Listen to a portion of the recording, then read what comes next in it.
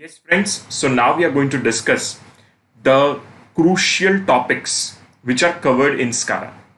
Why I'm saying, friends, this as a crucial topics, then the reason behind this so is that these are the topics which are specifically associated with SCARA.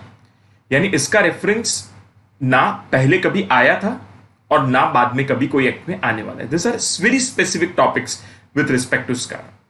And one more thing, that these are very very important topics.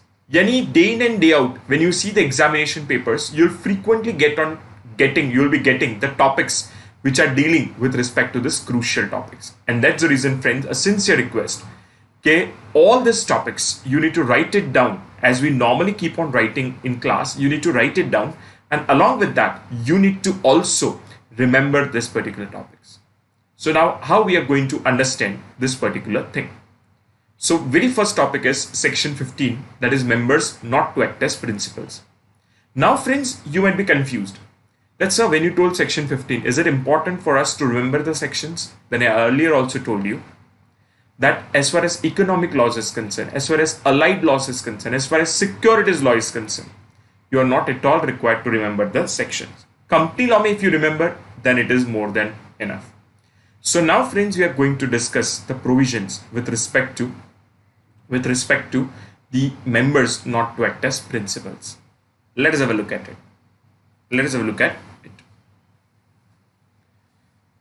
हमने ये last lecture में ये वाला part complete किया. So now we are coming up to part number D.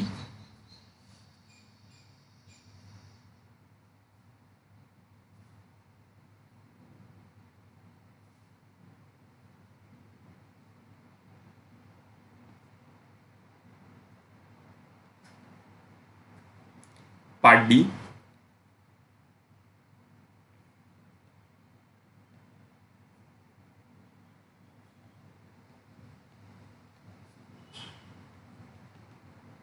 That is with respect to crucial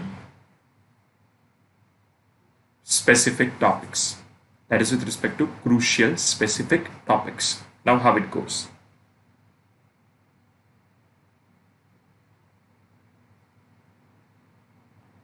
The very first topic is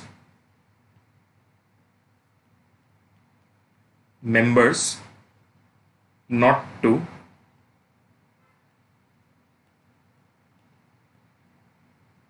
act as principals.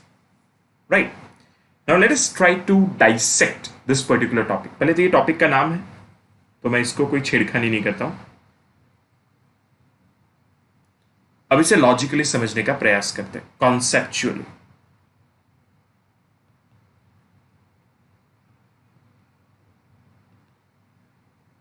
So very first point will be the concept. Later on I'll give you time to copy it down. I'll give you time to copy it down, so not at all to worry. Now how it goes.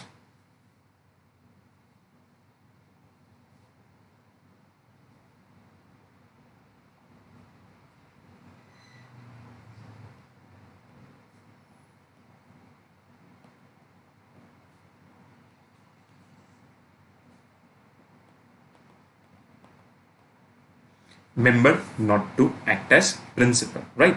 Member not to act as principal. Member here means member with trading rights. Friends, पता है, I told you, member with trading rights and member without trading rights. जो members with trading rights है उनका मतलब brokers, and जो members without trading right है उनका मतलब क्या हुआ friends? Public at large.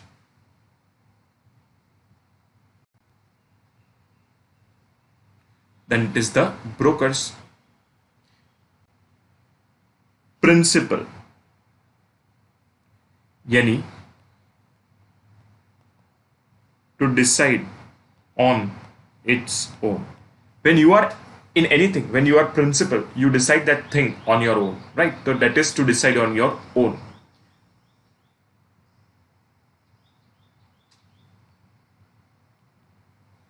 Act yani work.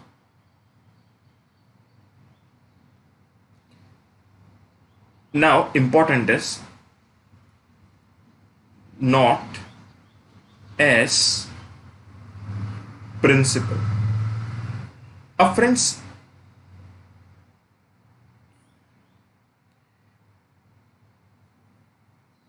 इसका ऑपोजिट क्या होगा? Agent.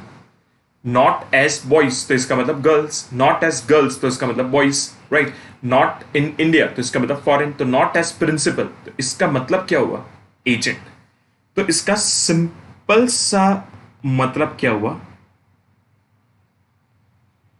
Member to act as agent. Member को हमेशा कैसे एक्ट करना चाहिए? As a agent. इतनी सिंपल सी बात वो कहना चाहते हैं कि मेंबर को यानी कि ब्रोकर को कभी अपने आप डिसीजन नहीं लेने चाहिए. हाँ, वो अपने सौदों के लिए अपने आप डिसीजन ले सकता है, पर वो अपने क्लाइंट्स के सौदों के लिए अपने आप डिसीजन नहीं लेगा. वो डिसीजन हमेशा किसके द्वारा लिया जाएगा? Then that decision will be taken by the client, and member has to broker has to act as per the discretion of the client. So furthermore what it says,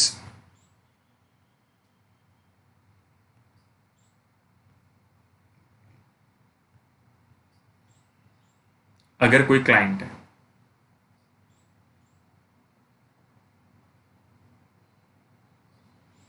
तो can client go and deal directly?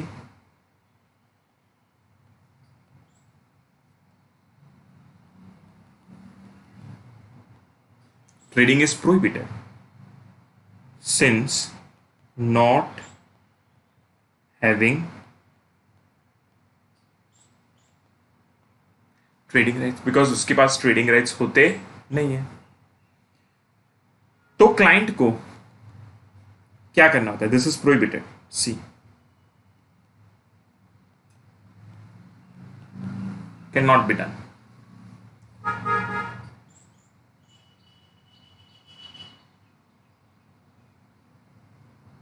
तो client को क्या करना होता है?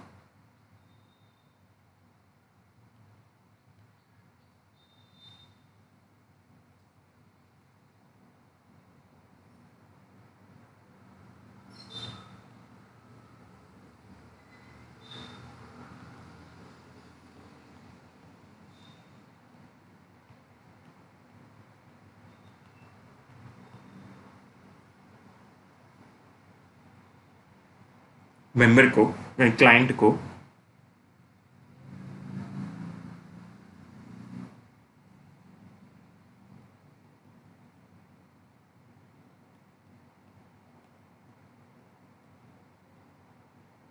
has to get the trading account open, and because of that there is exist an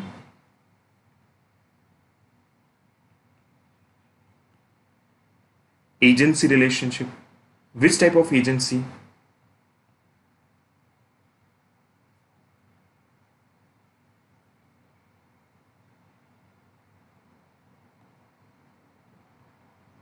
Client becomes principal and broker becomes agent. Client becomes principal and broker becomes agent. And now client को जब भी कोई भी सौदा करना, client will tell to broker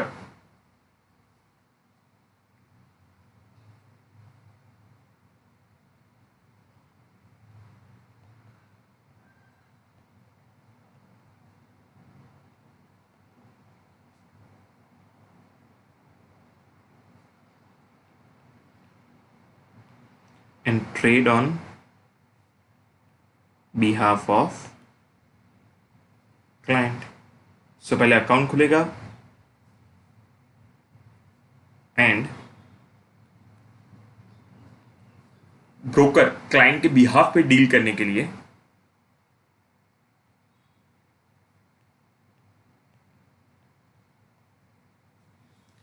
charges brokerage, broking का charge, that is brokerage. This is how friends the whole structure happens, right. So client कभी directly सौदा नहीं कर सकता because it does not have the trading right. So client हमेशा किसके through सौदा करता है? हमेशा ब्रोकर के थ्रू सौदा करता है, राइट. तो आई रिक्वेस्ट कि पहले खाली आप लोग एक सेकेंड इतना कॉपी करो, just take down this much, then we move है, जस्ट टेक डाउन दिस, फिर मैं आपको पूरा डिटेल में समझा। रुको, मैं 1 मिनट स्क्रीन के पीछे चला जाता हूँ, आई am going back of the screen, just write down this much.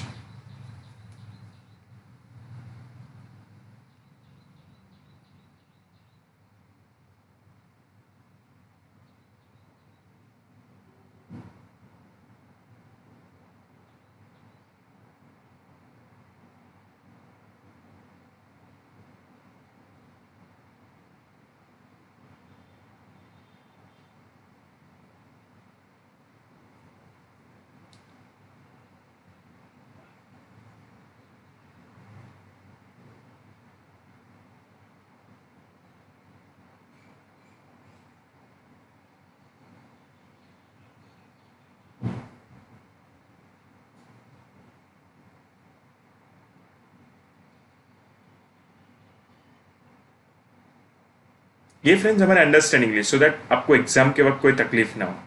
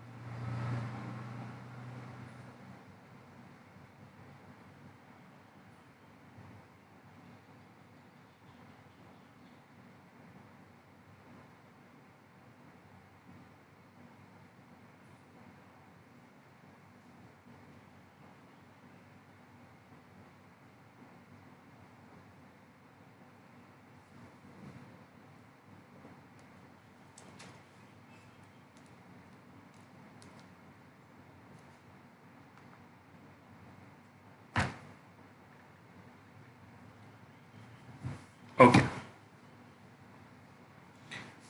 So friends इसका मतलब क्या निकला कि ब्रोकर को हमेशा क्लाइंट के बिहाफ पे सौदे करने चाहिए। क्लाइंट जब बोले, जैसे बोले, तभी वो सौदे होने चाहिए। सो नाउ द प्रोविजन, हमें एग्जाम में कभी कॉन्सेप्ट नहीं लिखना है, हमें एग्जाम में क्या लिखना है, सिर्फ प्रोविजन, कॉन्सेप्ट कभी लिखना नहीं।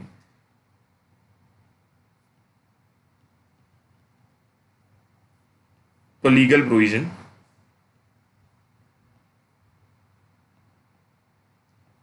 client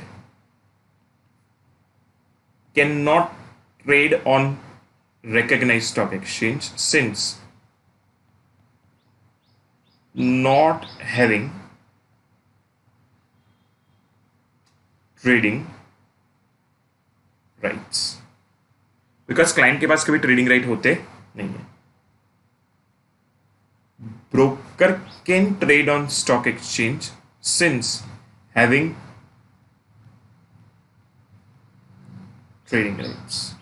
ब्रोकर स्टॉक एक्सचेंज में डील कर सकता है बिकॉज ब्रोकर के पास क्या है, ब्रोकर के पास ट्रेडिंग राइट्स है। Therefore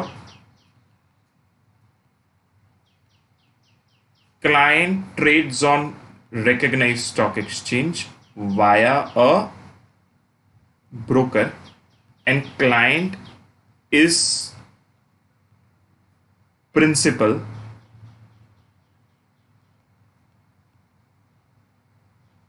and broker is agent, and that's why the rule is broker not to act as principal, that is broker to act as agent as per the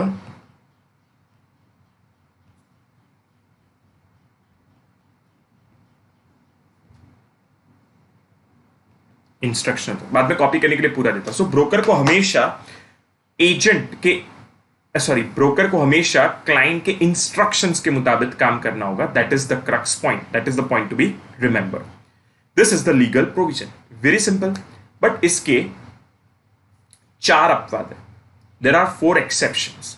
What that exceptions means, that in that exceptional situation, in that exceptional situation, broker, that is member having trading right, can trade can trade, right, as a principal. Means broker can decide on his own, right?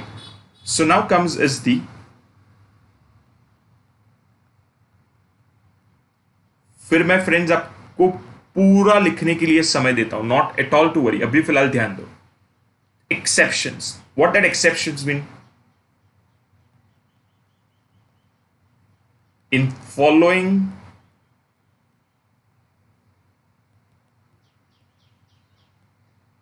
exceptional situations, broker may deal as principal. यानी broker principal की तरह deal कर सकता है.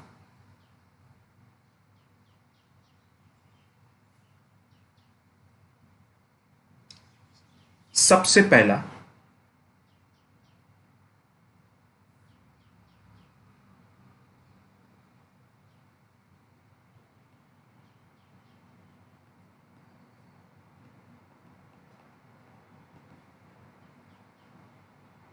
consent in writing. What does mean? Broker has received consent, willingness, permission of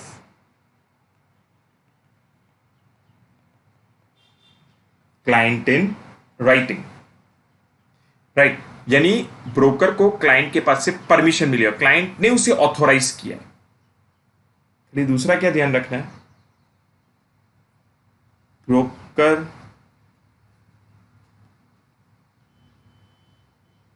makes disclosure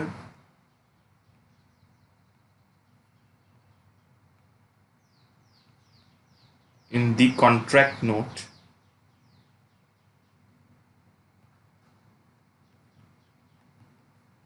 that he is acting as principal. Broker को खास करके disclosure देना होगा कॉन्ट्रैक्ट नोट पे कि he is acting as principal. So मान लो if I am a broker and you are my agent, right, and you give me the permission in writing, right, कि sir you deal on behalf of us, right, तो then I can deal it. And whenever I trade on behalf of you, there will always be a trading note, right, contract note, एक प्रकार का contract note को आप simple सी भाषा में कह सकते हो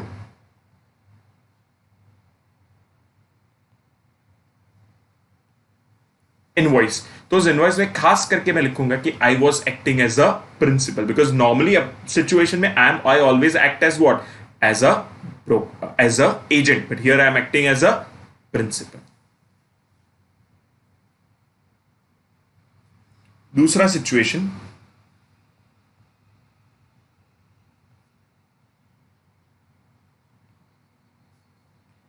consent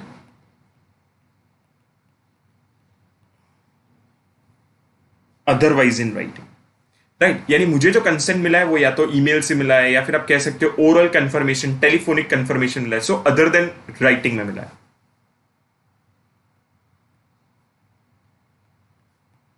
Broker has received confirmation other than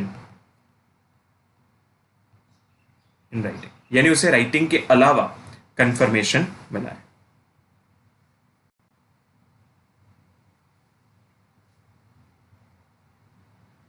second,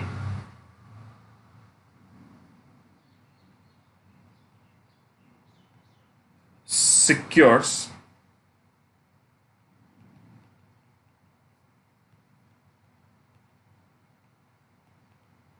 written confirmation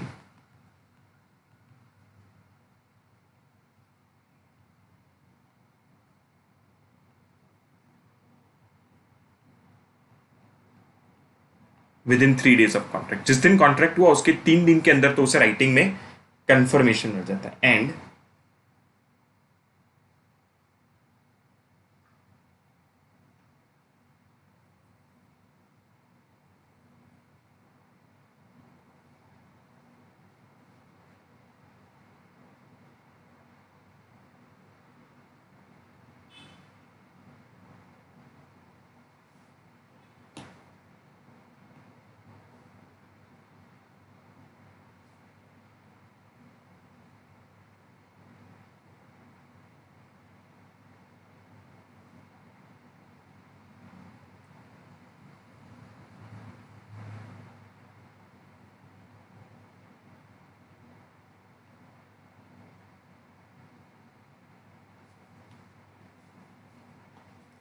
again,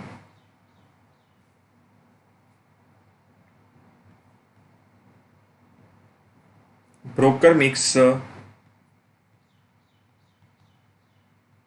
disclosure in contract note that he is acting as principal. तो फ्रेंड्स ये दो सिचुएशन हुए, 4 है टोटल, 2 हो गए, 2 बाकी. पहला कौन सा? कंसेंट इन राइटिंग हो. दूसरा कौन सा? Consent otherwise than in writing हो, पर कॉन्ट्रैक्ट के 3 दिन के अंदर अंदर उससे सम्मति मिल जाती है, तो फिर भी कोई इश्यू नहीं है. और उसे खास करके कॉन्ट्रैक्ट नोट में डिस्क्लोजर करना होगा. अब पहले इतना कॉपी करो, फिर मैं बाकी की 2 सिचुएशन आपके साथ डिस्कस करता हूं.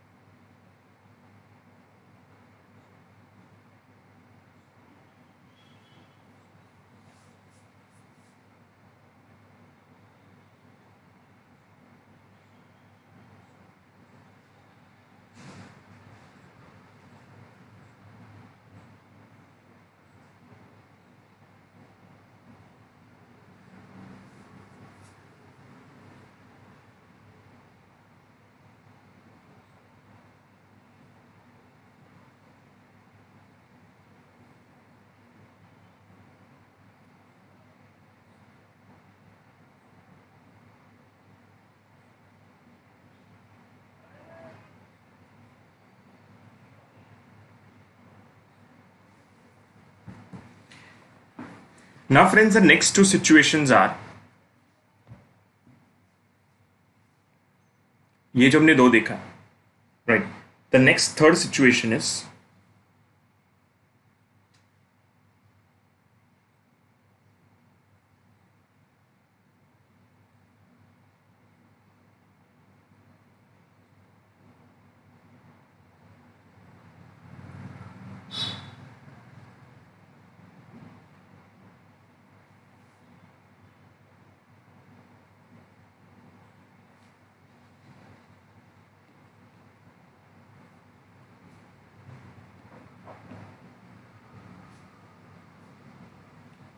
kind of breach of bylaws of stock exchange or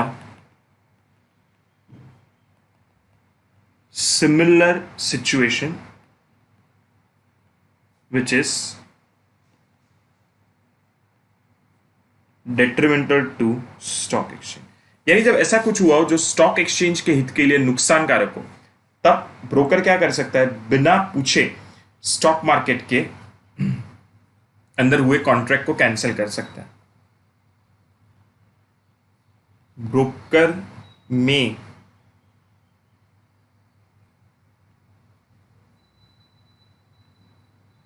close out any outstanding contracts entered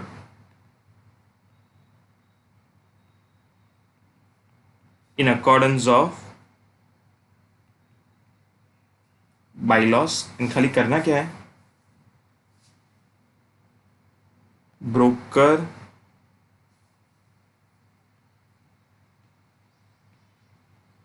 makes a disclosure in a contract note that he is acting as principal. इसका एक एग्जाम्पल ले सकते हैं friends कि मान लो future and option चल रहा है और उसमें मार्जिन मनी भरना था, राइट. अब अगर क्लाइंट मार्जिन मनी नहीं भरता या क्लाइंट को कोई पैसे भरने वो नहीं भरता, तो ब्रोकर उसका कॉन्ट्रैक्ट क्या कर सकता है, कैंसिल कर सकता है. The last is very simple.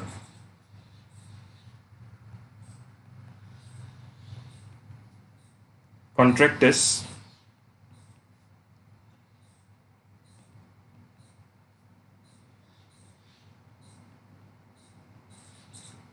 Spot delivery contract. Spot delivery contract आप जानते हो, आज आप कोई कॉन्ट्रैक्ट करते हो आज के लिए, तो आज खत्म होते ही वो क्या हो जाएगा, स्क्वायर. तो just take down this two more points to end up with this particular answer.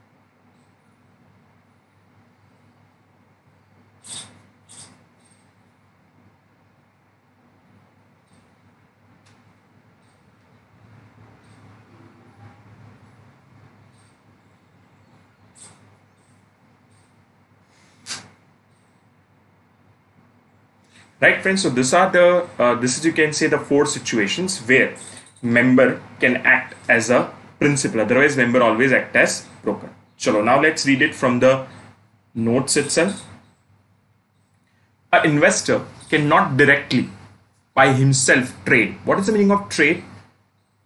Purchase or sell securities on a stock exchange. Obvious, because he does not have a trading right. He can trade only through a member of a stock exchange, and therefore a member of a stock exchange acts as an intermediary. Intermediary यानी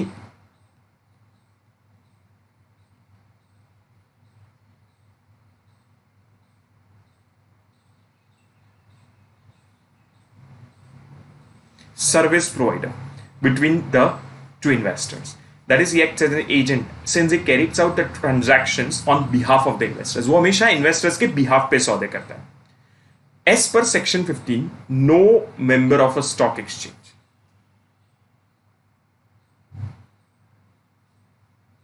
का मतलब जितनी बार ये member of a stock exchange आता है, एक minute,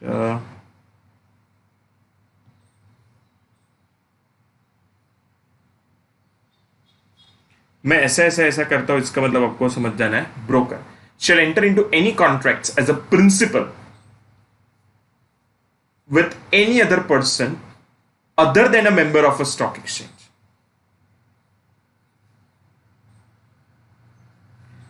accept in following cases, यानी broker को कभी भी अपने डिस्क्रिप्शन पे, अपने डिसीजन मेकिंग पावर के मुताबिक कभी एक्ट नहीं करना चाहिए, सिवाय के 4 अपवादित सिचुएशन. वो 4 सिचुएशन में ऐसा कर सकता है, अदरवाइज उसके अलावा वो कोई भी सिचुएशन में कभी ब्रोकर के बिहाफ पे, आई मीन क्लाइंट के बिहाफ पे सौदा करता है, क्लाइंट की जगह पे अपने डिसीजन मेकिंग के मुताबिक सौदे नहीं कर सकता. कौन से 4 सिचुएशन है जहां वो अपने सूझबूझ या अपने डिसीजन मेकिंग या क्लाइंट के इंस्ट्रक्शंस पे कर सकता है? तो सबसे first is where the member of a stock exchange secures the consent, the sammati of such other person, that is the client, in writing.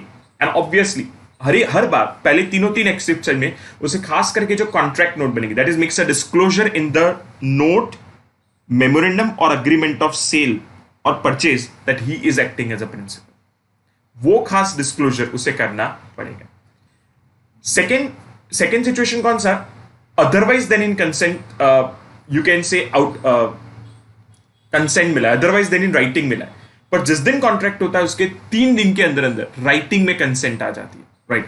When the member secures the consent of such any other person otherwise than in writing, is otherwise than in writing, he shall secure the return confirmation by such person or of such consent within 3 days from the date of contract. तीसरा friends, अगर कोई outstanding contract है और वो अगर उस पर कुछ गलत हो रहा है, तो मेंबर बाईलॉज के तहत उस कॉन्ट्रैक्ट को स्क्वायर ऑफ कर सकता है, क्लोज आउट कर सकता है, कैंसिल कर सकता है. A member may without obtaining any return consent of such person close out any outstanding contract entered into by such person in accordance with the bylaws of stock exchange. Again that writing, however the member shall disclose that he is acting as a principal. And last is where the contract is a spot delivery contract. So ये चार situation में आप खाली याद रखना चाहो तो कैसे याद रख सकते हो?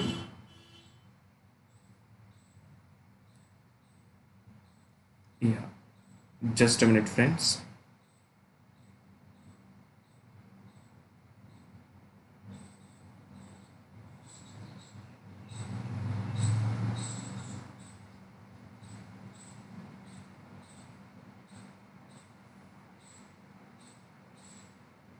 Consent in writing.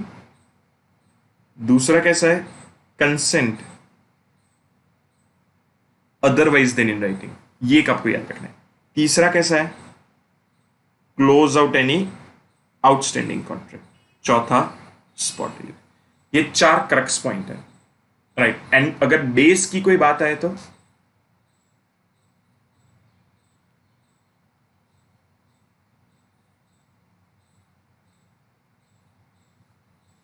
ये एमसीक्यू के लिए.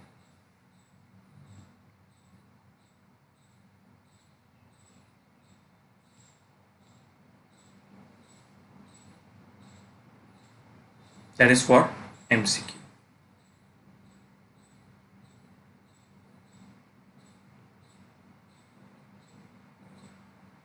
This is how the whole thing goes.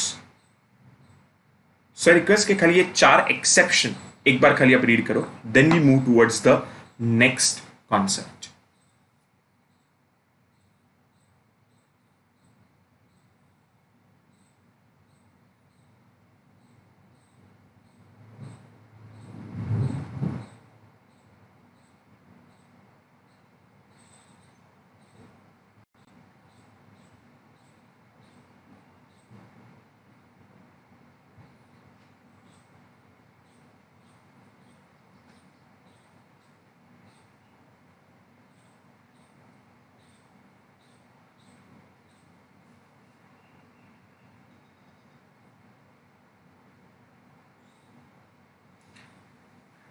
Now the next is contracts in derivatives.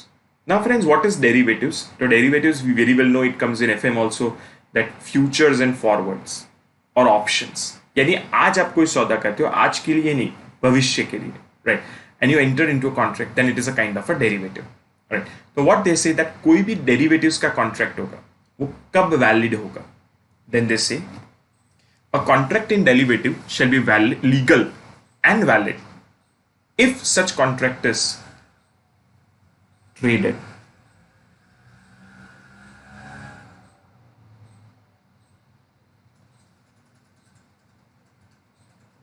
If such contract is traded, यानी उसका स्टॉक मार्केट पे ट्रेड होना चाहिए. दूसरा, जब उसकी सेटलमेंट करने की बात आएगी तो it is settled not anywhere but on a clearing house. So trading is done on a stock exchange, settlement on a clearing house. Or between such parties and on such terms as the central government may by notification in official gazette specify. Yani normally, right, it is in accordance with the clearing house पर अगर government कोई और notification दे दो उसके मुताबिक इन accordance with the rules and bylaws of such stock exchange, then the provisions of section 18A shall apply notwithstanding anything contained in any other law for time being in force. यानी derivatives का contract कब valid माना जाएगा, right, तो ये conditions को fulfil करता हो तब, अदरवाइज वो वैलिड माना जाएगा. तो चलो एक सिंपल सा प्रोविजन है, let us note it down.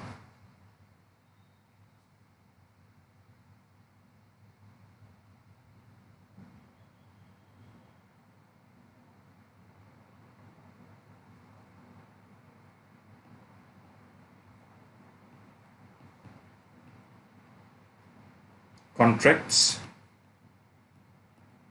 in derivatives, यानी basically derivatives contract. Contracts in derivatives shall be legal and valid if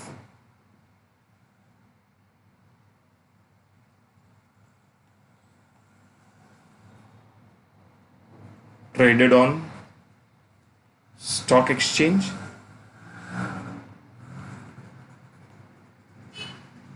settled on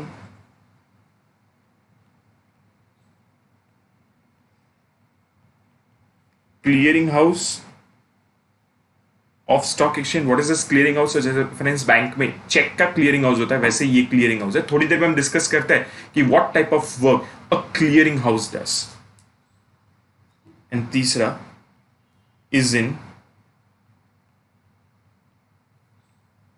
परस्यूएंस. परस्यूएंस का मतलब क्या होता है? Accordance of laws and rules.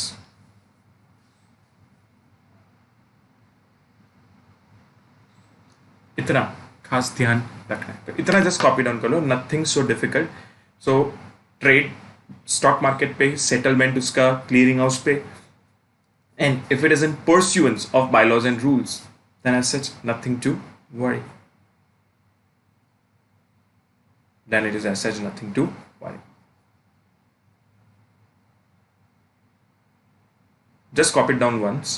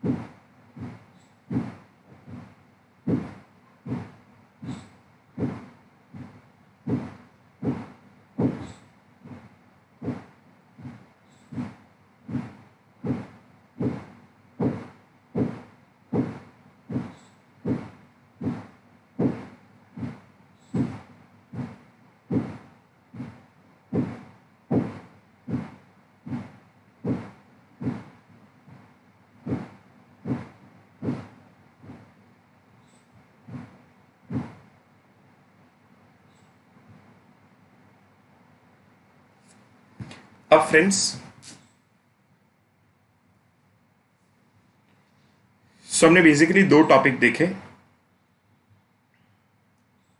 Right, contract in derivatives अब तक, and दूसरा member not to act as principal. अब फ्रेंड्स एक तीसरा टॉपिक है, power of a stock exchange to establish additional trading floor. Power of a stock exchange to establish additional trading floor. तो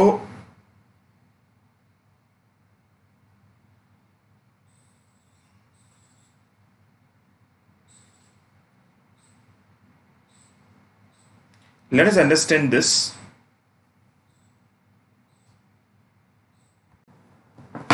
Now friends, the next topic is power of a stock exchange to establish additional trading floors.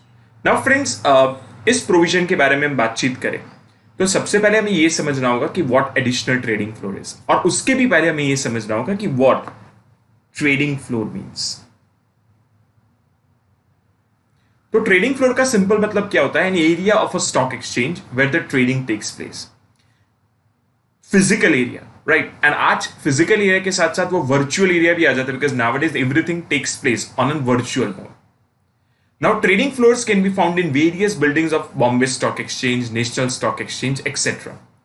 However, with the advent of electronic trading platforms, many of the trading platforms that once dominated the stock markets have started to disappear since trading has been become more electronically based. So पहले बहुत सारे trading floors की जरूरत होती थी buildings में, पर अब वो eventually धीरे धीरे कम होते गए because now everything has started taking place on a virtual mode. What is additional trading floor? तो additional trading floor means a trading ring or a trading facility offered by a stock exchange outside the area of its operating to enable the investors to buy and sell the securities through such trading floor under the regulatory framework of that stock exchange. यानी Bombay stock exchange का जो building है उसके अलावा और कोई भी जगह पे अगर आप ट्रेडिंग फ्लोर खोलते हो तो that is known as what? Additional trading floor.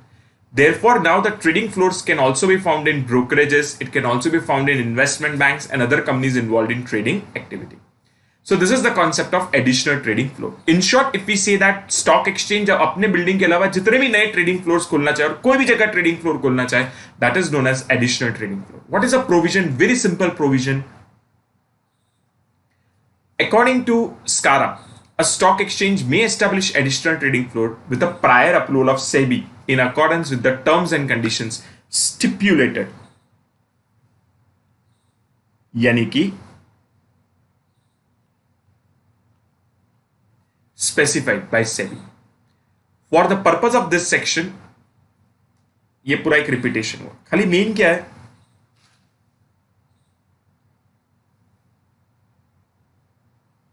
Then it is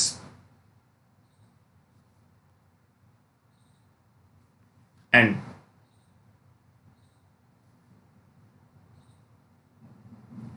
terms and conditions stipulated by SEBI. This is the main thing you need to keep in mind. You need to take care when you're discussing with this particular.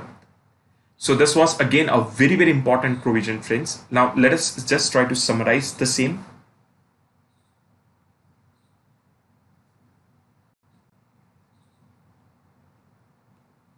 Friends, मैं आपको लिखने के लिए समय दूंगा, फिलहाल मुझे पहले लिखने दो.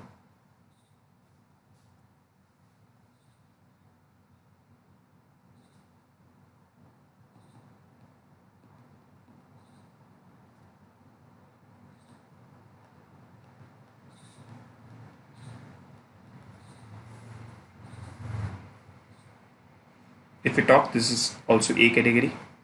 मैं एक कैटेगरी कर दूँ तो contract of derivatives B category. And उसके पहले हमने जो डिस्कस किया member to act as principal, that is A category. Just to note it down, right. आज का फर्स्ट टॉपिक ए कैटेगरी, दूसरा topic B category, additional trading floor is A category.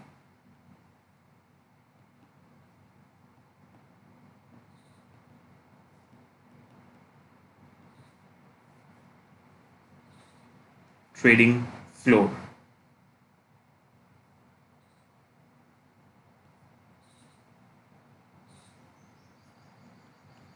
place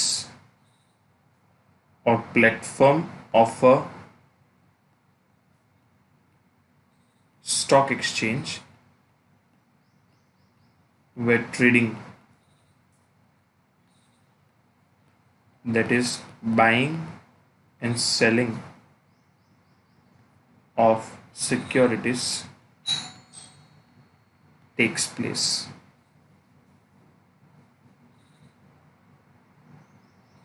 right, तो that is known as trading floor. फिर मैं आपको लिखने के लिए समय देता हूं friends. Second is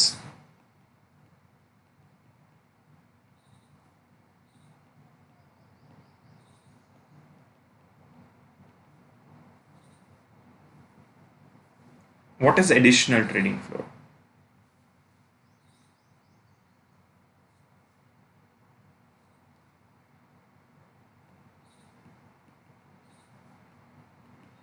Trading ring or facility or floor और प्लेटफॉर्म, यानी कि प्लेस. फिर ये फिजिकल भी हो सकती है, वर्चुअल भी हो सकती है, यानी ऐसी कोई भी जगह.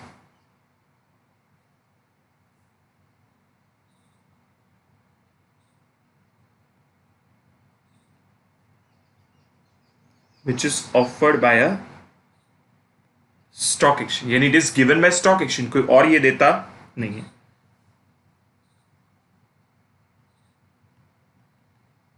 आउटसाइड इट्स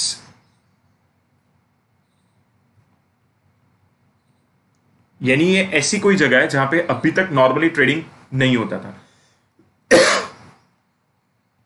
क्यों ये दिया जाता है? टू एनेबल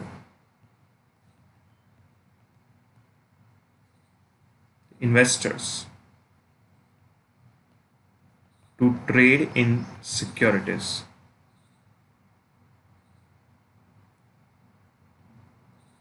under the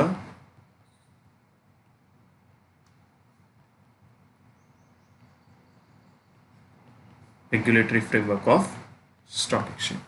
यानी एक ऐसा एडिशनल ट्रेडिंग फ्लोर है जहां पे इन्वेस्टर्स सौदे कर पाएंगे, पर हाँ ऐसा नहीं कि जैसे वैसे. It will always be under the control and superintendence of the stock exchange. And what is the provision?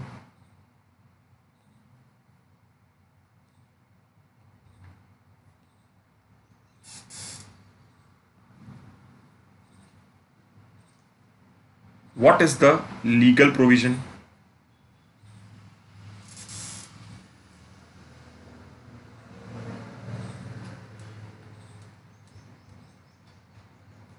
Stock exchange may establish additional trading floor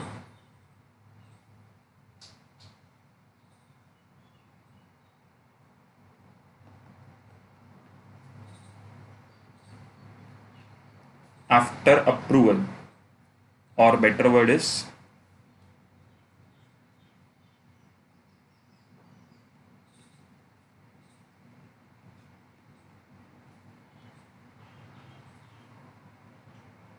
after prior approval of SEBI.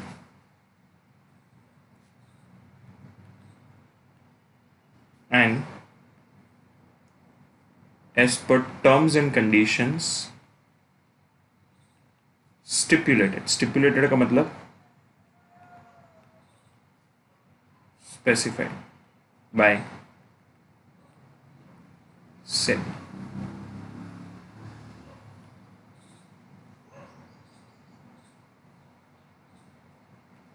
So two things is important. Approval is important, and to follow the terms and conditions is important.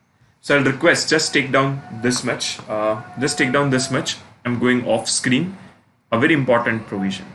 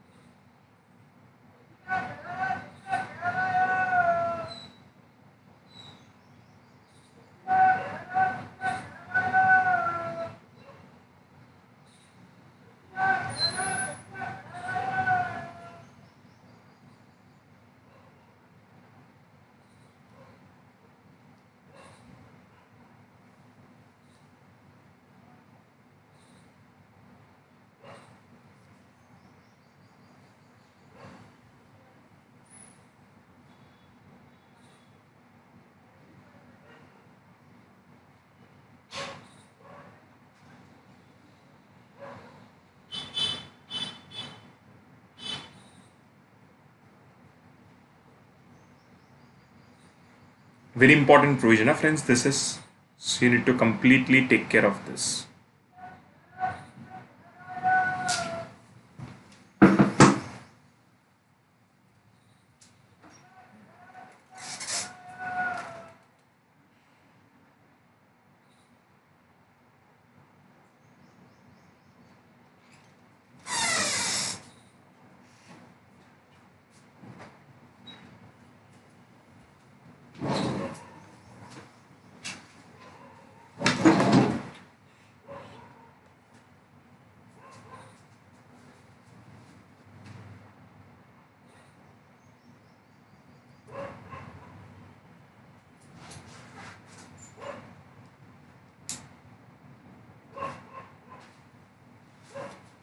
Okay, friends.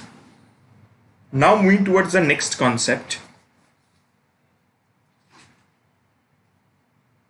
that is with respect to clearing corporation. That is with respect to what? Clearing corporation. So friends, what basically this concept of clearing corporation goes, right? Then let us first try to understand that conceptually.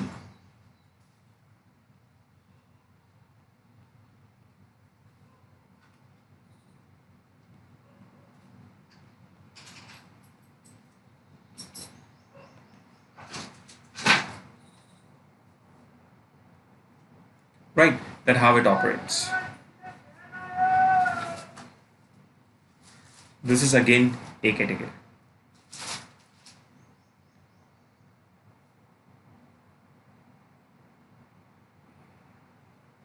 Now friends,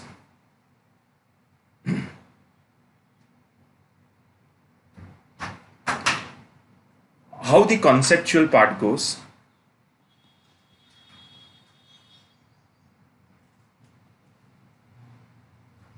of a stock exchange, right? Then let us say, let us take one example, that is of National Stock Exchange of India Limited, that is NSCIL, right? Now what is this? This is a recognized stock exchange. इसके bylaws भी होंगे, इसके rules भी होंगे, and all this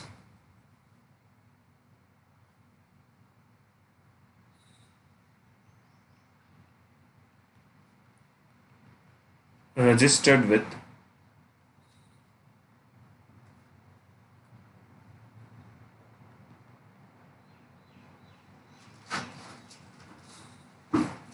all this is registered with CG oblique SEBI, ये सब कुछ CG oblique SEBI के पास रजिस्टर्ड होता है.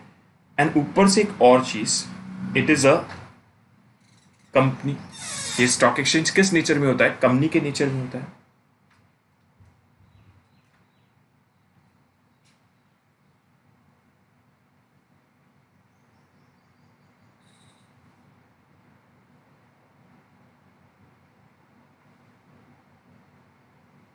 It is the nature of company. अब इसके तीन मेन कॉन्सेप्ट्स होते हैं.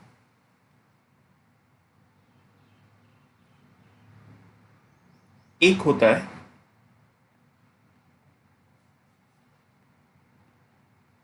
Trading floor. Friends, trading floor यानी अभी इसके आगे हमने कॉन्सेप्ट देखा. ट्रेडिंग फ्लोर क्या होता है? जहां पे where the actual trading takes place, यानी normally which we witness that from morning 9:15 to 3:30 which we see that.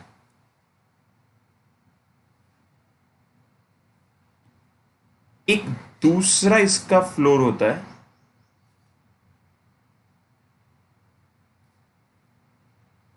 That is,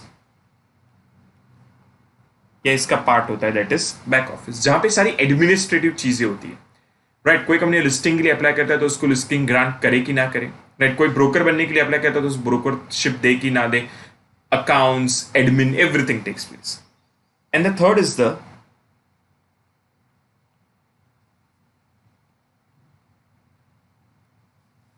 clearing house. So that's how basically three things will be there.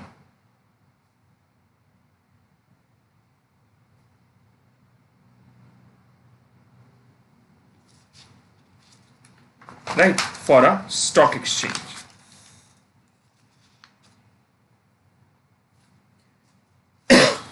Now, what is the work which clearing house does? Right, तो उसका purpose क्या होता है?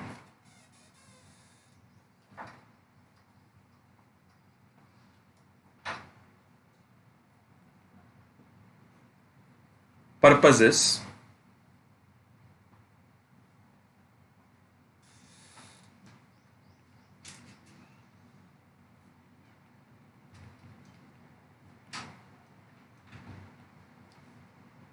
periodical settlement of contracts. यानी जैसे एक period खत्म होता है which is decided by stock exchange and it is written in its bylaws, वो पीरियड खत्म होने के बाद जो सारे कॉन्ट्रैक्ट्स उस पीरियड में होते हैं उसको सेटल करना.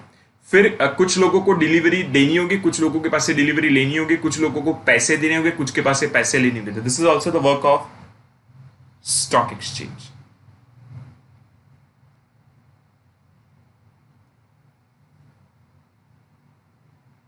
Delivery of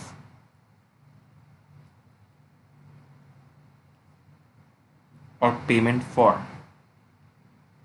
securities. एंड चौथा, सेटलमेंट, डिलीवरी या पेमेंट के रिलेटेड कोई भी एंसिलरी रिलेटेड मैटर हो.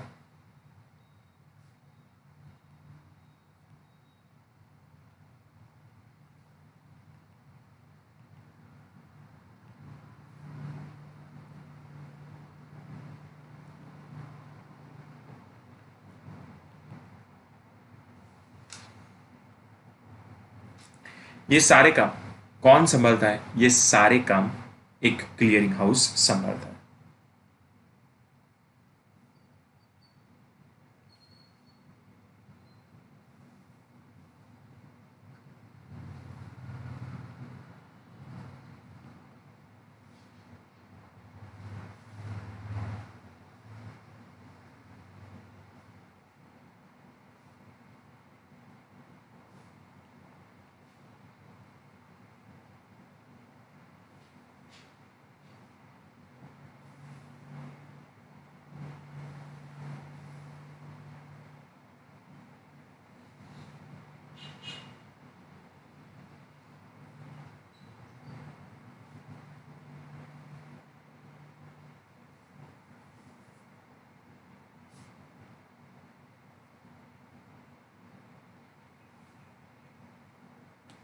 All this work is handled by clearing house.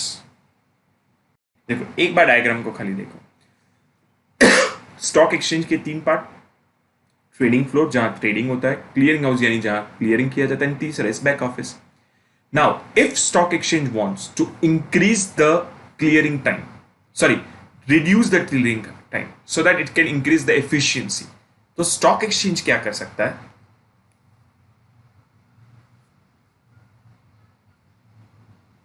मैं आपको एक प्रैक्टिकल एग्जांपल देता हूं.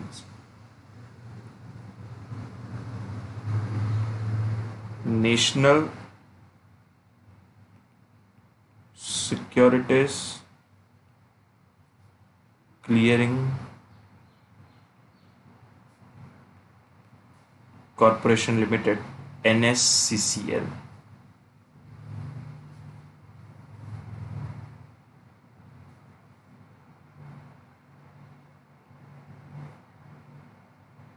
It's a clearing corporation.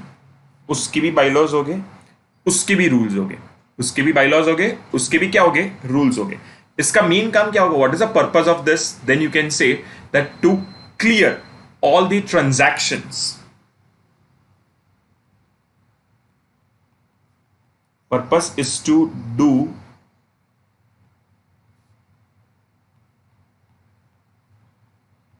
the clearing function of recognized stock exchange, and it should also be in company. And अच्छी बात पता है friends, it's a wholly owned subsidiary of a, यानी ये तक जनरल बात है कि it is a wholly owned subsidiary of a stock exchange. And bear in mind, all this is registered with CG/SEBI.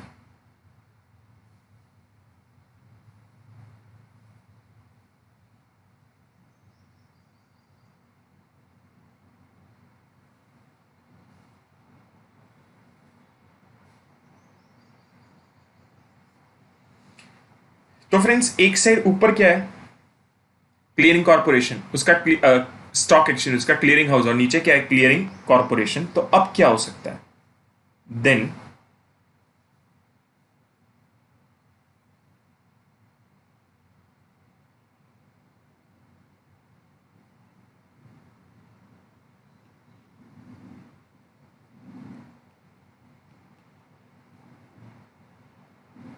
Delegation, but with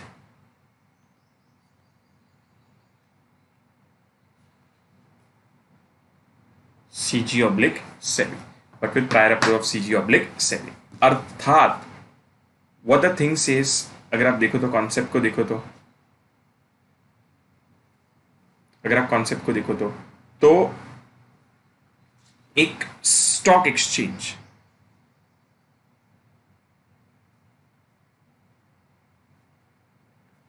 उसके clearing house का काम किसको दे सकता है,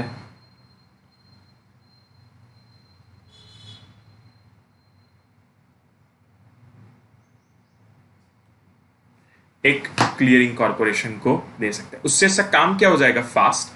एंड उसके कारण नाउ व्हाट विल हैपन, पहले एनएससी का क्लियरिंग हाउस जो काम जैसे करता था उसी तरीके से अब एनएससी वो एनएससीसीएल वो काम करेगी, यानी क्लियरिंग हाउस का काम कौन करेगा, clearing corporation, in the same way as per the rules and regulations of SEBI, because clearing house was also registered with SEBI and clearing corporation is also registered with SEBI। तो वो चीज का खास क्या करना है, ध्यान रखना है।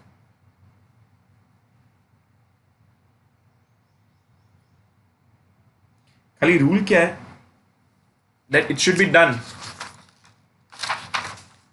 with the prior approval of SEBI। And इसके लिए प्रोविजन क्या है, तो पहले एक मिनट, पहले एक काम करो, तो इतना खाली डायग्राम कॉपी कर लो। तो मैं ऊपर से थोड़ा रखता हूं, just copy down this diagram.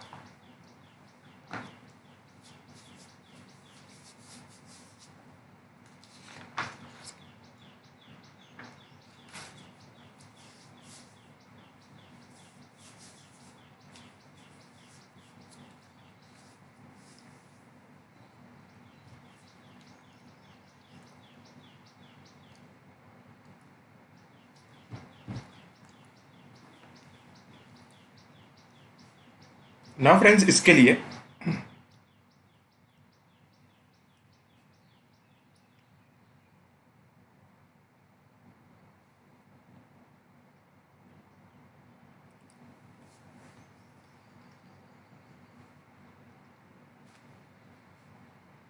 दूसरी दूसरी चीज क्या आती है?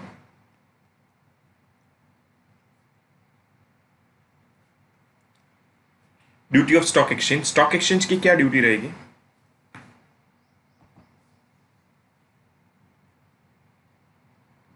recognize stock exchange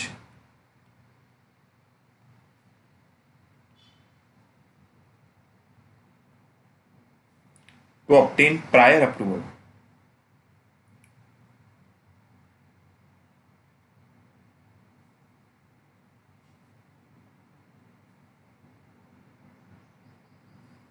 of CG oblique SEBI। And दूसरा,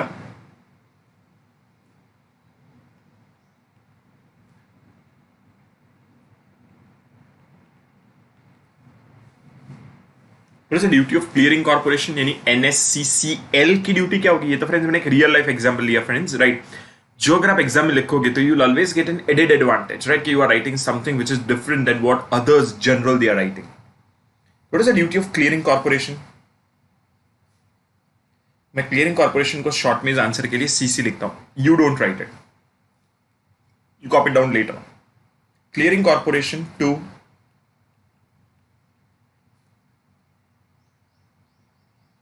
prepare bylaws,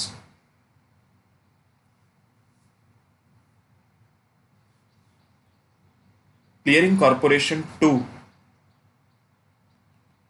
submit bylaws to CG oblique SEBI, CG oblique SEBI to ensure that bylaws contain provisions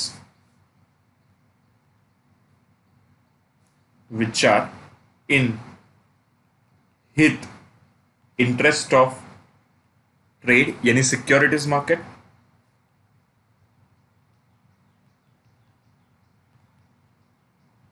and public at large. And then CG oblique SEBI may grant approval to buyers। यानी NSC को भी permission लेनी होती है, stock market को भी permission लेनी होती है, एंड स्टॉक एंड जो क्लियरिंग कॉर्पोरेशन है उसे भी बाईलॉज बना के परमिशन लेनी पड़ती है। And then bear in mind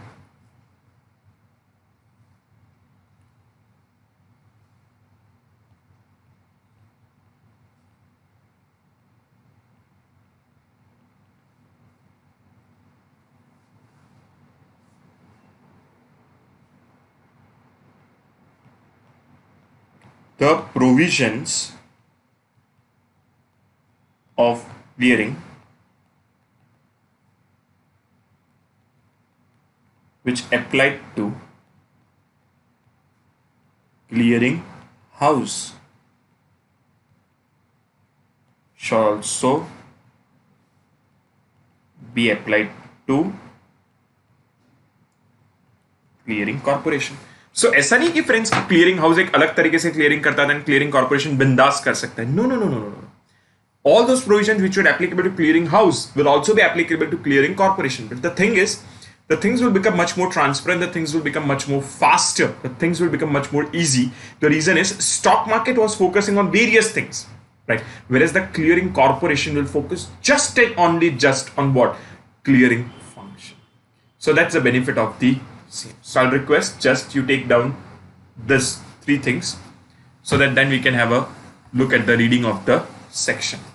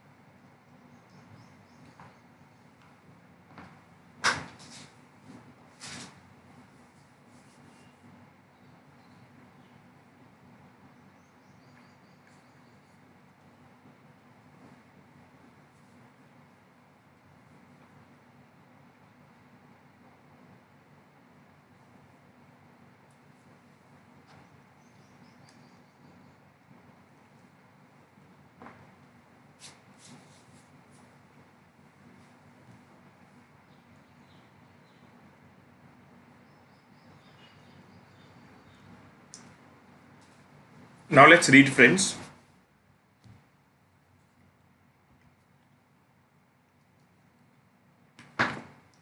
What is clearing corporation? Clearing corporation यानी हमारे एग्जाम्पल में if you remember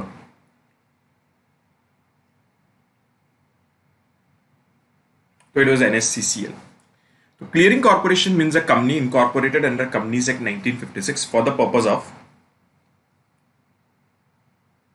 periodical settlement, delivery of securities, payment for securities and other incidental matters. ये काम करने के लिए जो कंपनी को बनाया जाता है उसे क्लियरिंग कॉर्पोरेशन कहते हैं. What are the benefits of clearing corporation?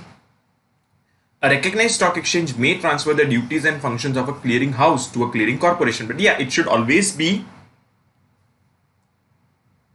after the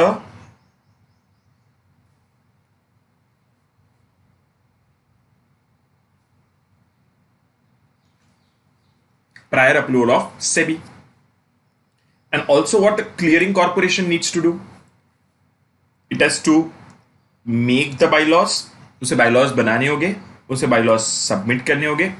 SEBI check कर लेगा कि it is in the interest of trade and public, and उसके बाद they will grant the approval.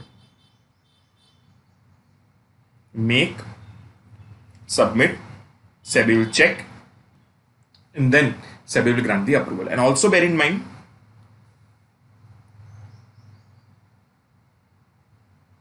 the provisions applying to clearing corporation as they may apply in relation to any stock exchange. यानी जैसे stock market को नियम apply होते थे उसी तरीके से एक क्लियरिंग कॉर्पोरेशन जो होता है राइट उसको भी वो सारी चीजें एप्लीकेबल हो जाती है. तो you need to also ensure you take care of that also.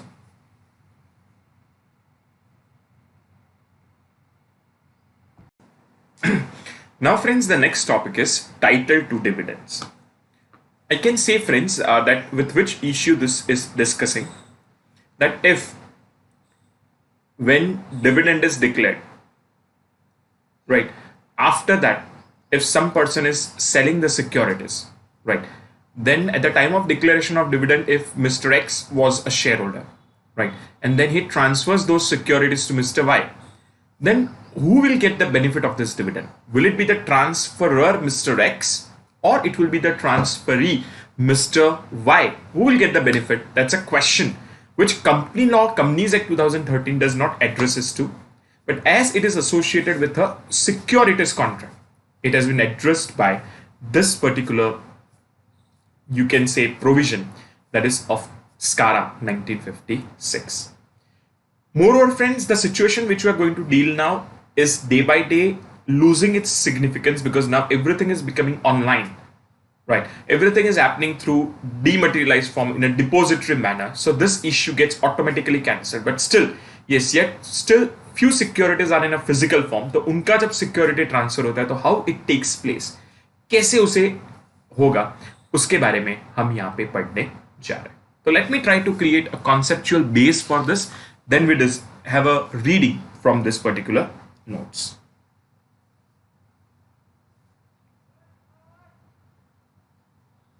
So now we are moving towards the fifth topic.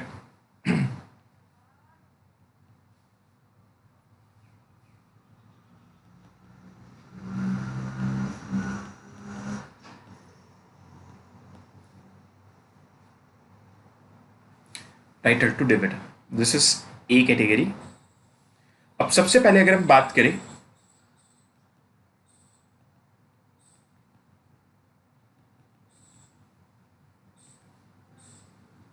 इसकी एप्लीकेबिलिटी को, तो it is applicable in case of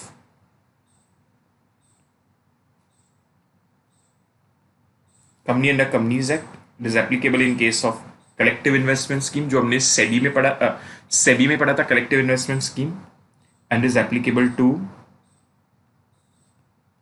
mutual. यानी मैं फ्रेंड्स आपको कंपनी के एंगल से समझा देता हूं. The similar provision is applicable in case of collective investment scheme and also in case of the mutual fund. Now what this says, what this basically says.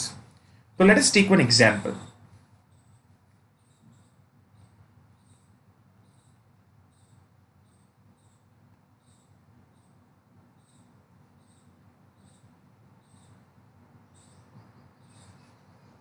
Let me frame the example.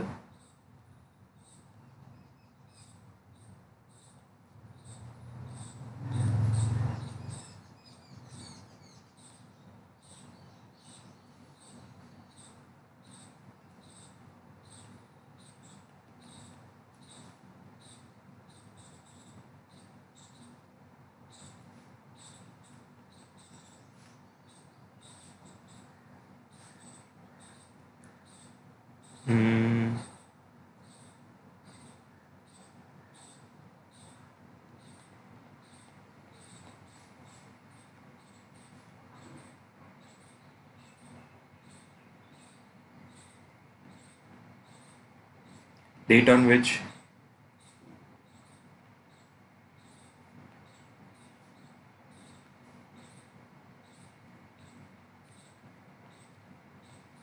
is 5th January 2020. Right?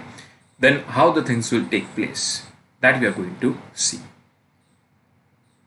In an example, Mr. X transfers shares of Reliance to Mr. Y. So it is like transferor, company, this is security, and Mr. Y is transfer. This is the situation. मैं आपको फिर copy करने के लिए समय देता हूं.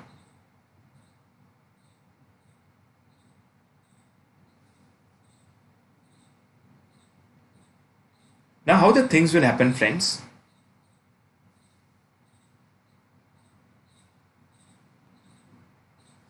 एक साइड है मिस्टर एक्स जो ट्रांसफरर है, दूसरी साइड है मिस्टर वाई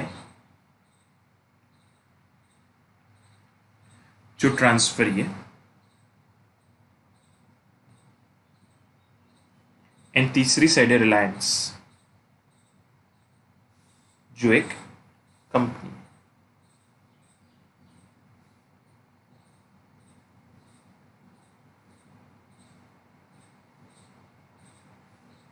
जो एक कंपनी है. अब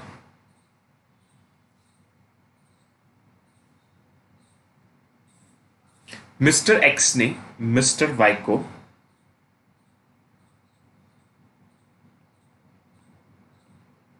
share certificate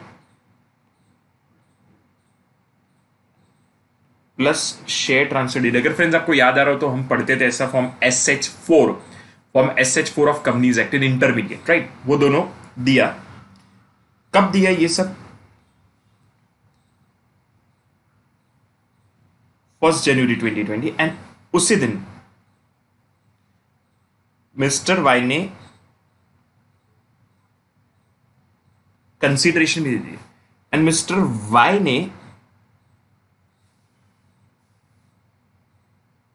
share certificate plus share transfer deed कौन से दिन कंपनी को दिया?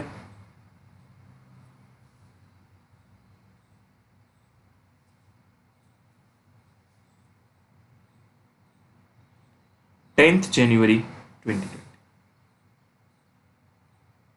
राइट नाउ इन बिटवीन क्या हुआ? 5th जनवरी को रिलायंस ने डिविडेंड डिक्लेयर किया. Now how the things will go? How the things will go?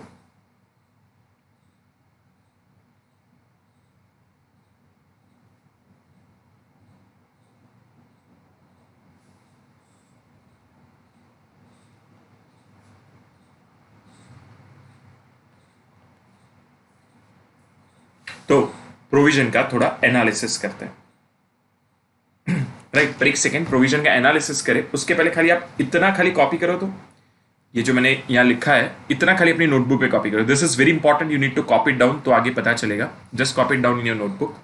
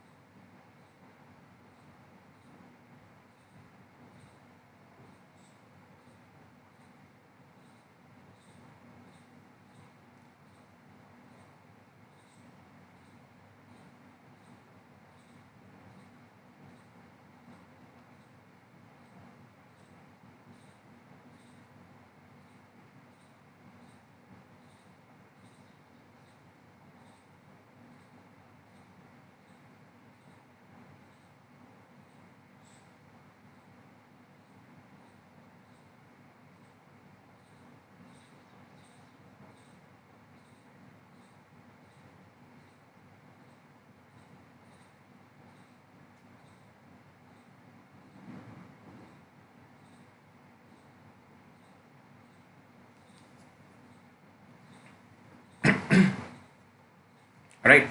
Now let us try to analyse the provision. फिर हम बुक में से रीड करते हैं. अब प्रोविजन एनालिसिस क्या जाता है?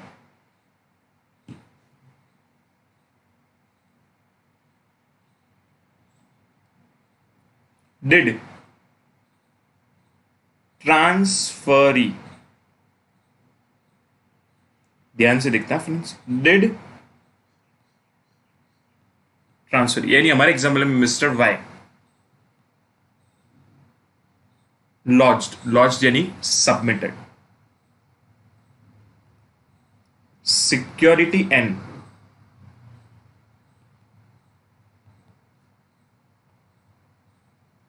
associated documents within 15 days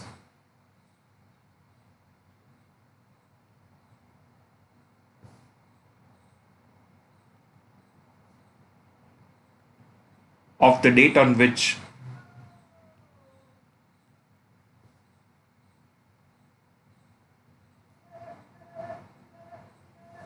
income becomes due.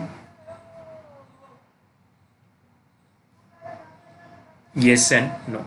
यानी हमें चेक करना होगा कि जिस दिन इनकम ड्यू, यानी हमारे एग्जाम्पल में 5th को, क्या उसके 15 दिन में मिस्टर वाई ने डॉक्यूमेंट्स जमा करवा दिए थे? तो in our example it was yes. Then what will be the consequences? तो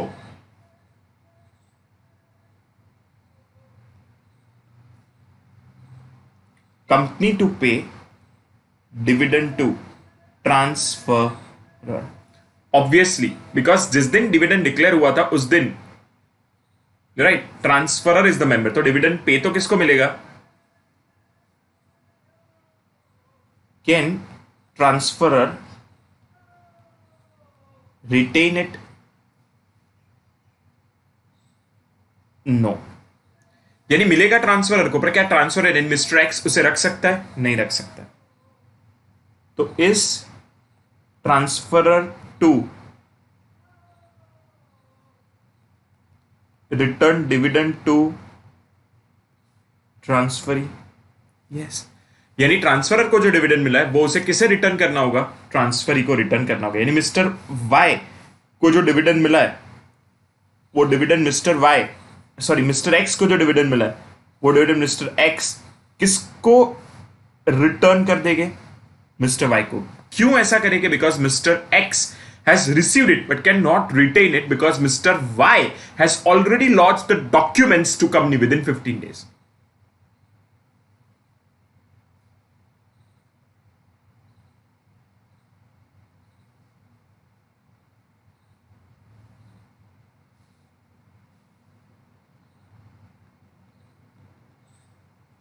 And in case अगर ट्रांसफरी ने 15 दिन में डॉक्यूमेंट्स लॉन्च नहीं किए तो मिलेगा किसको?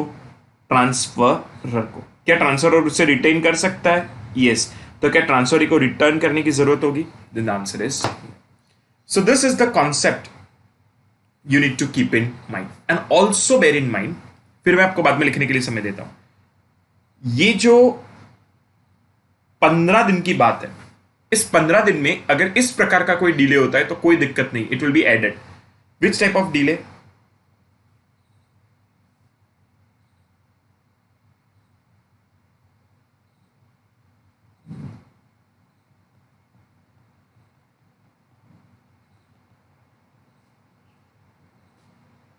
Extension.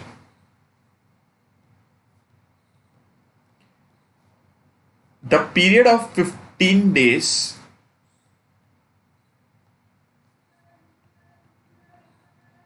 shall be extended in case of delay due to, जब डिले हो रहा है due to first, death of transferee and his legal representative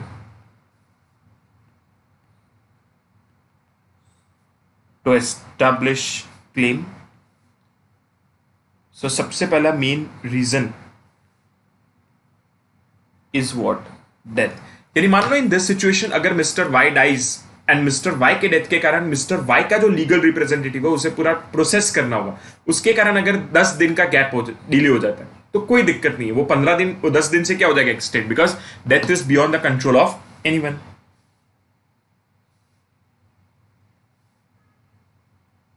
delay due to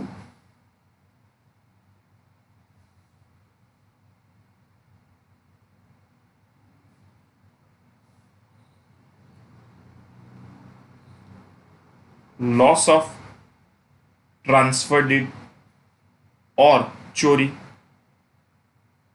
यानी अगर ट्रांसफर डीड खो जाती है या ट्रांसफर डीड चोरी हो जाती है, ऐसा कोई भी सिचुएशन होता है which is beyond the control of mister Y, right, तो in that situation also nothing to worry.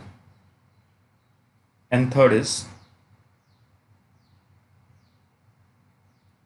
delay due to causes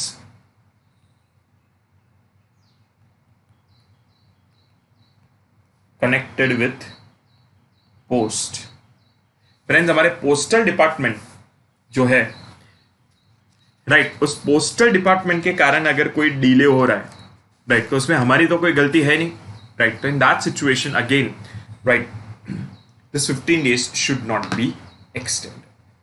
so friends please take care of this particular point and I request you कि पहले इतना एक बार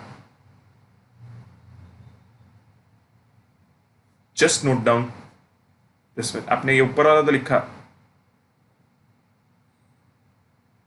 okay, पहले ये ऊपर वाला लिखो, टाइटल टू डिविडेंड वाला। नहीं, ये हमने लिख लिया, राइट, सीधा। ये 1 मिनट ना लिखा हो तो स्क्रीनशॉट ले लो। I am keeping it here, I am just moving out, just take a screenshot.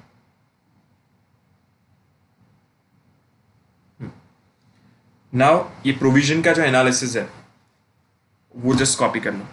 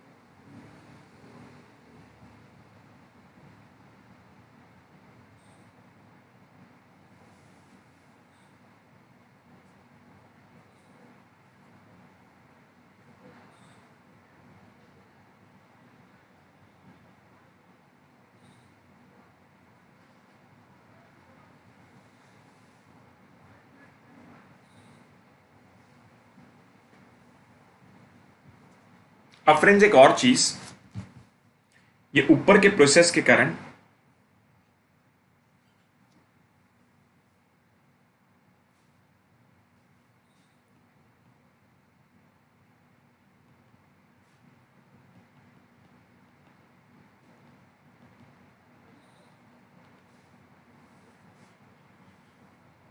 No impacts on following rights. What I mean to say by this is,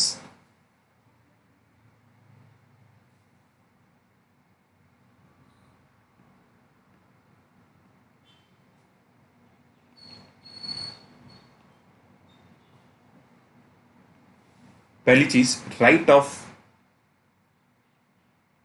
company means ये ऊपर के provisions के कारण कभी भी company का अधिकार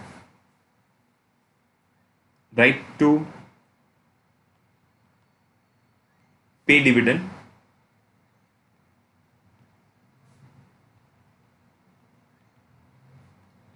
यानी कंपनी तो बिंदास अपने डिविडेंड होल्डर को डिविडेंड पे कर देगी, ऊपर के सेक्शन के कारण कोई उसमें कोई चेंज नहीं आएगा, हमेशा सिक्योरिटी होल्डर को ही डिविडेंड मिलेगा। एंड दूसरा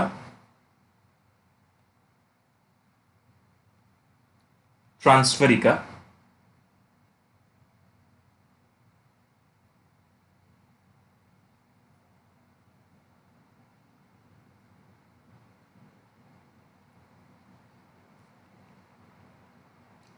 to enforce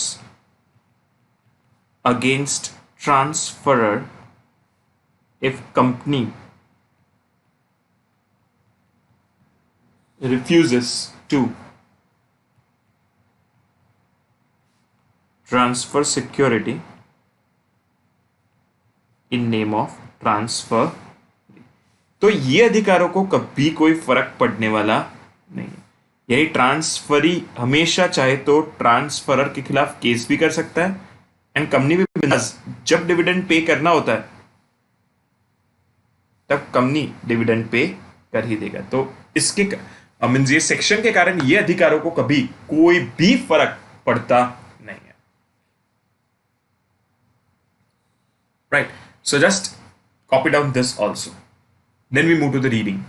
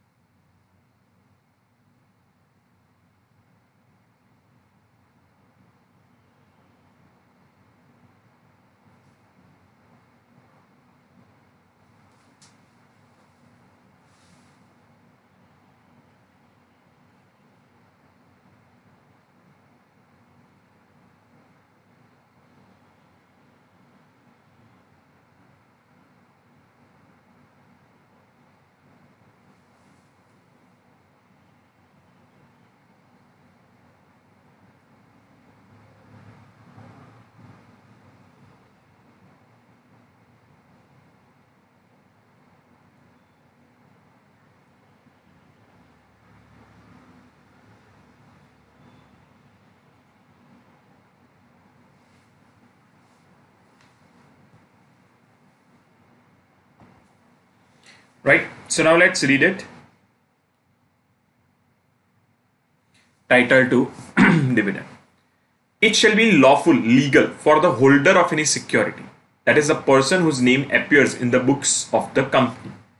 एक मिनट, इसका मतलब क्या?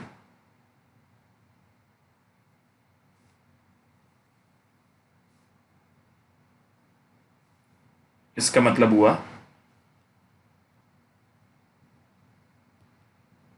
Transferor to receive and retain any dividend of the company, means हमेशा ट्रांसफरर का अधिकार होता है कि वो डिविडेंड को रिसीव करे एंड डिविडेंड को रिटेन भी करे, यानी अपने पास रखे। राइट, रिटेन का मतलब क्या होता है कि पर आप कहते हो सर मिस्टर एक्स के पास ये अधिकार होगा, पर मिस्टर एक्स ने तो सिक्योरिटीज मिस्टर वाई को दे दिए और मिस्टर वाई ने पैसे भी दे दिए, उसको नॉट विथस्टैंड, उसको नजरअंदाज करते हुए द होल्डर यानी कि mister x shall have a right such अधिकार notwithstanding that the said security has already been transferred by him for consideration to transferee। यानी मैं जानता हूं कि मिस्टर एक्स ने ये सिक्योरिटी मिस्टर वाई को दे दी है, पर उस चीज को नजरअंदाज करते हुए उस चीज को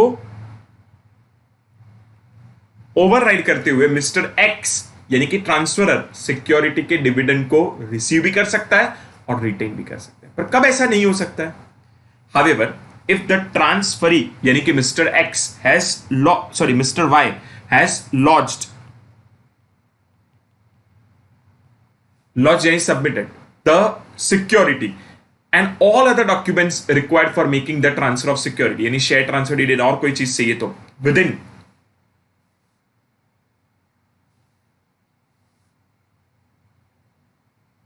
15 days of the date on which the dividend becomes due, the holder shall not have a right to retain the dividend. तो फिर होल्डर को डिविडेंड रिटेन करने का अधिकार नहीं मिलेगा. So what will happen, to situation हुए, 15 दिन में डॉक्यूमेंट्स लॉन्च नहीं किए तो रिसीव कौन करेगा, मिस्टर एक्स. रिटेन कौन करेगा, मिस्टर एक्स. तो क्या रिटर्न करेगा, नो. पर अगर मिस्टर वाई ने 15 दिन में डॉक्यूमेंट्स जमा करवा दिए तो रिसीव कौन करेगा, मिस्टर एक्स. क्या रिटेन कर पाएगा, नो. तो उसे रिटर्न किसको कर देना होगा, मिस्टर वाई को. This is the provision. And ये 15 दिन का समय जो है वो एक्सटेंड कहां से होगा, इन केस अगर डेथ के कारण कोई डिले हो जाता है, लॉस या कोई चोरी या बियॉन्ड द कंट्रोल कोई कॉज हो तो, या फिर delay due to post, then nothing to worry, and this will not affect the right of a company to pay and of a transferee to enforce. इसको कोई फर्क पड़ेगा नहीं. So the nothing contained in aforesaid, aforesaid का मतलब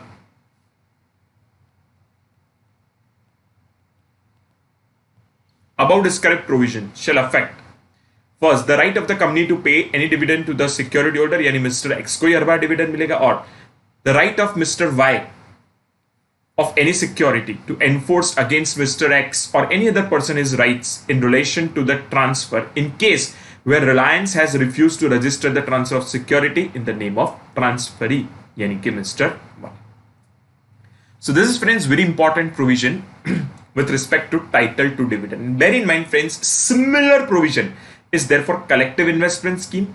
If you remember then, friends, it was coming in SEBI वाला chapter, collective investment scheme, जिसमें बहुत सारे इन्वेस्टर्स एक स्कीम में इन्वेस्ट करते हैं.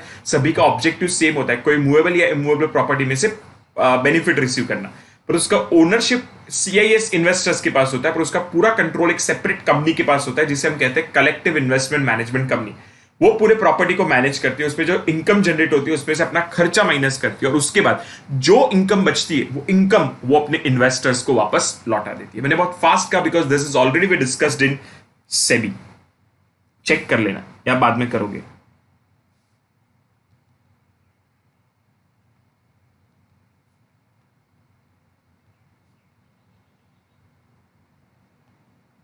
हमने सेबी चैप्टर में डिस्कस किया था, एक बार इसे भी रीड कर लेते. It is the similar as what the company.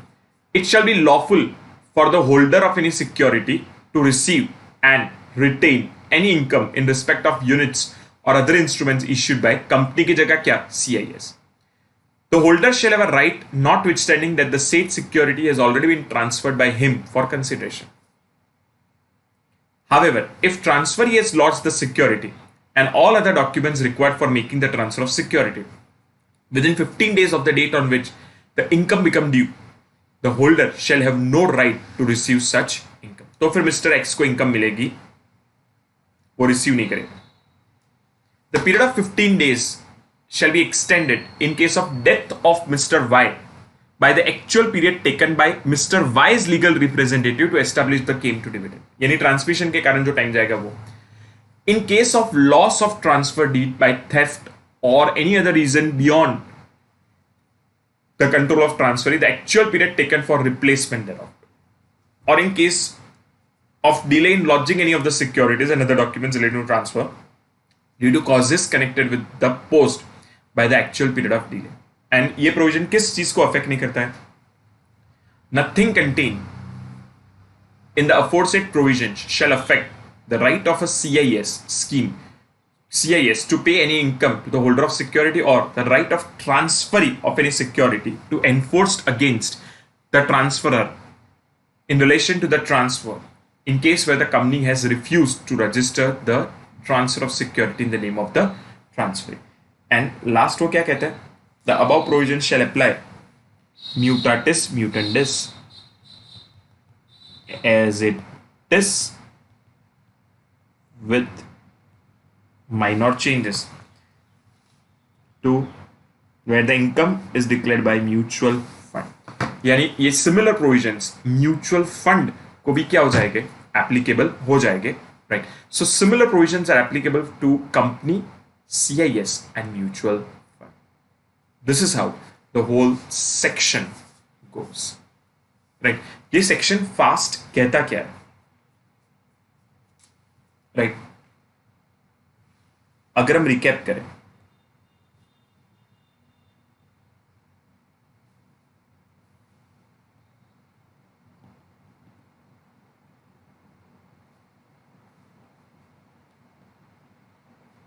documents lodged in 15 days, तो dividend receive, retain,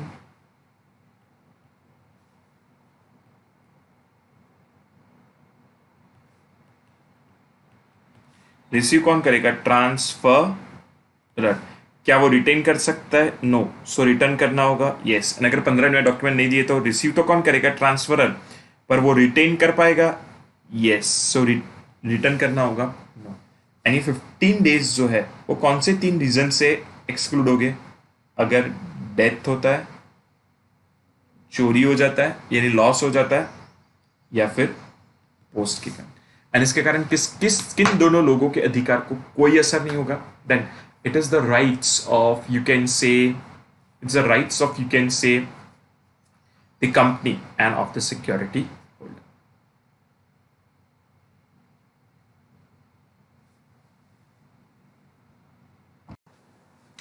Now friends, we are moving towards the part E. हमने आगे पार्ट डी के अंदर सारे क्रूशियल कॉन्सेप्ट्स को खत्म किया, यानी ऐसे कुछ कॉन्सेप्ट जिनका जो सिर्फ और सिर्फ किसके साथ कनेक्टेड थे? स्कारा के साथ connected. Now we are moving to the legal concepts and it is very similar.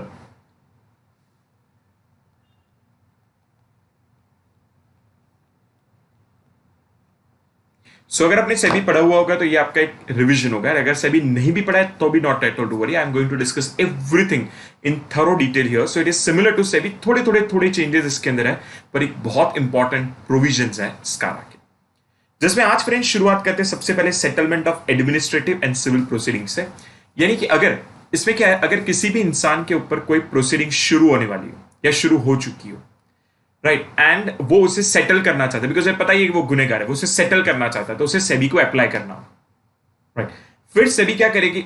उसके ग्रेविटी ऑफ गुना को देखते हुए सेबी एक सम डिसाइड करेगी, भाई तुम अगर बचना चाहते हो तो इतने रुपए भर दो तो तुम बच जाओगे, एंड वो जो भी पैसे भरेगा वो सीधा कंसोलिडेटेड फंड ऑफ इंडिया में क्या हो जाएगा? ट्रांसफर। हाँ, डिसजॉर्जमेंट के पैसे को तो नहीं होंगे, पर नॉर्मल पैसे सीधे कहां चले जाएंगे?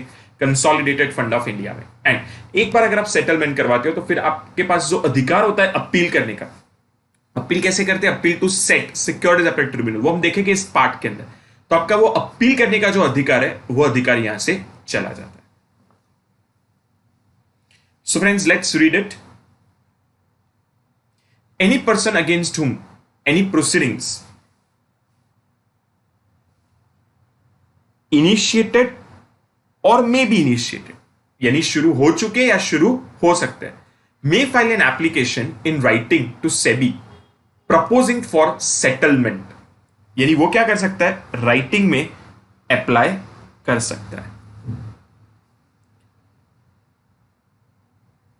सेबी में after taking into consideration the nature, किस प्रकार का गुना है, ग्रेविटी, उसकी सीवियरिटी कितनी है, इंपैक्ट, उस इंपैक्ट का असर कितना है, agree to proposal for settlement on payment of such sum और such other terms as may be determined by SEBI in accordance with SEBI act.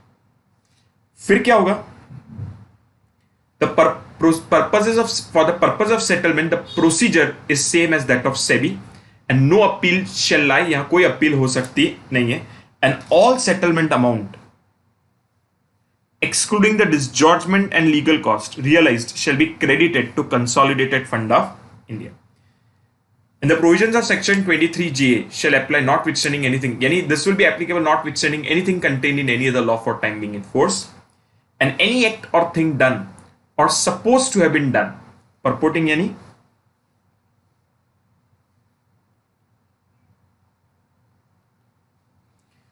under SCARA in respect of settlement of administrative and civil proceedings shall for all the purposes be deemed valid and effective as if the amendments were in force in all material times. यानी ये section बाद में आया, पर इस line से उन्होंने इस सेक्शन को एक रेट्रोस्पेक्टिव इफेक्ट देने का प्रयास किया. So friends, very simple, let us try to summarise the same. मैं लिखता हूं, आप लिखते जाना या बाद में लिख सकते हो.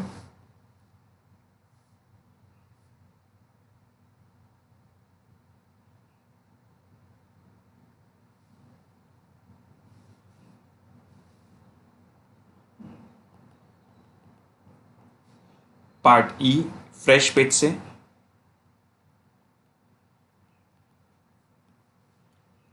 लीगल कॉन्सेप्ट्स, उसमें सबसे पहला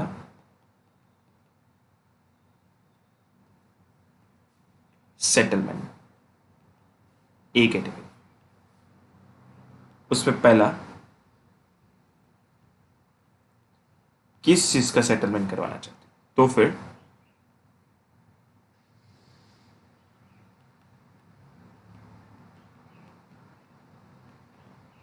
administrative and civil proceedings initiated or to be initiated, यानी जो शुरू हो चुके एंड जो शुरू होने वाला है.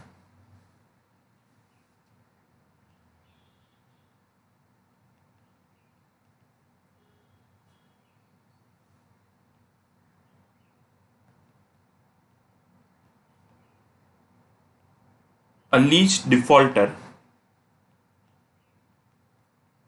to apply to SEBI, यानी जो गुनहगार है उसे सेबी को क्या करना होगा, अप्लाई करना होगा. SEBI to consider gravity, nature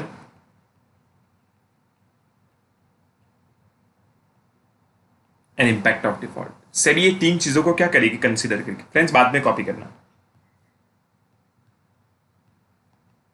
SEBI to decide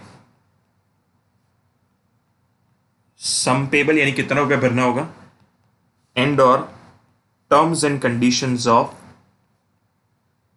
settlement, यानी किन कंडीशंस में हम सेटलमेंट करने जा रहे हैं वो सेबी डिसाइड कर लेगा. An amount collected to be deposited in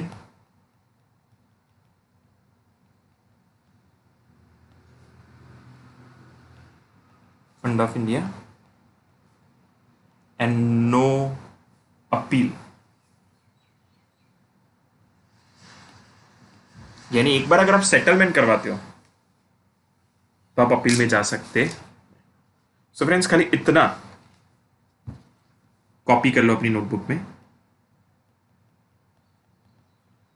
Process in same manner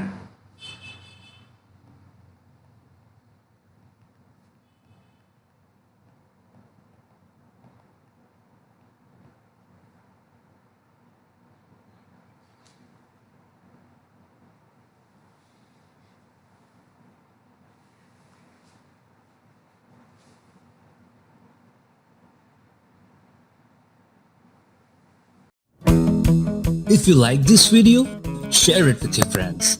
Subscribe to our YouTube channel to watch more such videos and learn from our expert faculty members. Press the bell icon to get regular notifications whenever we upload a new video. Download NDI mobile app to get complete CA course online. We value your support. Thank you for watching.